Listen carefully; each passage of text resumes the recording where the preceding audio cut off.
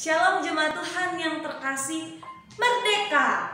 Kita telah memperingati HUT RI ke-76 tahun.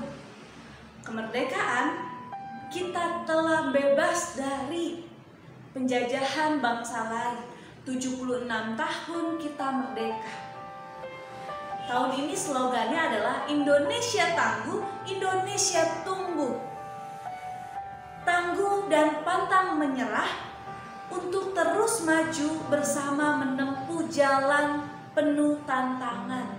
Ini berarti kita sebagai rakyat Indonesia turut berkontribusi dalam pertumbuhan bangsa Indonesia dalam berbagai aspek kehidupan yang ada. Merdeka berarti kita telah bebas dari segala perhambaan, penjajahan yang berdiri sendiri, lepas dari tuntutan ini menurut KBBI. Apakah kita sudah merdeka dengan pengertian itu? Apakah kita sudah memerdekakan orang lain?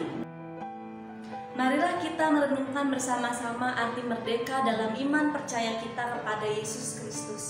Hari ini, surat Rasul Paulus kepada jemaat di Galatia akan membantu kita merenungkan kata merdeka. Galatia 5 ayat 13 sampai 15 mengatakan demikian. Saudara-saudara, memang kamu telah dipanggil untuk merdeka, tetapi janganlah kamu mempergunakan kemerdekaan itu sebagai kesempatan untuk kehidupan dalam dosa, melainkan layanilah seorang akan yang lain oleh kasih. Sebab seluruh hukum Taurat tercakup dalam satu firman ini, yaitu kasihilah sesama manusia seperti dirimu sendiri. Tetapi jikalau kamu saling menggigit dan saling menelan, awaslah supaya jangan kamu saling membinasakan. Rasul Paulus mengatakan kita dipanggil untuk merdeka sebagai warga kerajaan Allah, merdeka dari dosa, sebab kita diselamatkan oleh Yesus Kristus di kayu salib, dan kita menjadi orang merdeka di dalam Yesus Kristus. Jemaat yang terkasih, dalam kebebasan yang diberikan, Rasul Paulus menasehati kita agar kebebasan itu jangan menjadikan kita terjebak dalam dosa. Jangan ada kesempatan untuk berbuat dosa lagi. Sebab godaan terbesar telah menanti menjadi seorang merdeka. Jika kita tidak membentengi diri kita dengan prinsip yang baik, yang teguh dalam kemerdekaan itu, godaan yang menanti ini akan kita datangi secara tidak sadar. Contohnya adalah kesombongan atau tinggi hati akan menanti kita bagi kita yang tidak memiliki prinsip yang teguh dalam kemerdekaan. Tanpa sadar kita menindas orang lain baik dalam perkataan ataupun dengan chat-chat, tulisan-tulisan, komentar-komentar di media sosial dan media-media yang lain kepada orang lain. Jika kita tidak teguh dalam menggunakan kemerdekaan, hal-hal sepele dapat membuat kita menjadi penjajah.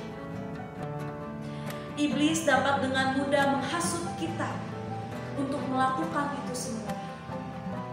Jemaat yang terkasih, kemerdekaan yang kita miliki seharusnya menebarkan kasih, melayani seorang akan yang lain. Paulus mengatakan demikian, kasihilah seorang akan yang lain. Memberikan orang lain kemerdekaannya meskipun itu kecil, dengan memanusiakan manusia, tidak mendiskriminasi, tidak menghujat, menghina, menghargai perbedaan, menghargai pendapat orang lain. Berarti kita telah memberikan kemerdekaan kepada orang lain juga. Rasul Paulus mengatakan pada ayat 16, hiduplah oleh roh, maka kamu tidak akan menuruti keinginan daging. Mari kita hidup dalam roh kudus yang ada dalam diri kita. Roh yang terus menuntun kita untuk memegang prinsip teguh itu. Marilah kita turut dalam pekerjaan Allah. Jangan sampai keinginan daging lebih besar daripada keinginan roh dalam hidup kita. Mari kita terus berproses untuk memberikan kemerdekaan kepada orang lain dan kita menjadi orang merdeka yang memberkati. Tuhan Yesus memberkati. Mari kita berdoa. Allah yang penuh kasih, kami bersyukur Engkau telah memberikan kemerdekaan kepada kami. Kiranya Tuhan, kami menggunakan kemerdekaan itu dengan sebaik mungkin. Mampukan kami untuk menjadi berkat, untuk memberikan kemerdekaan kepada orang yang lain juga. Terima kasih Bapa. Di dalam nama Tuhan Yesus Kristus kami berdoa. Amin.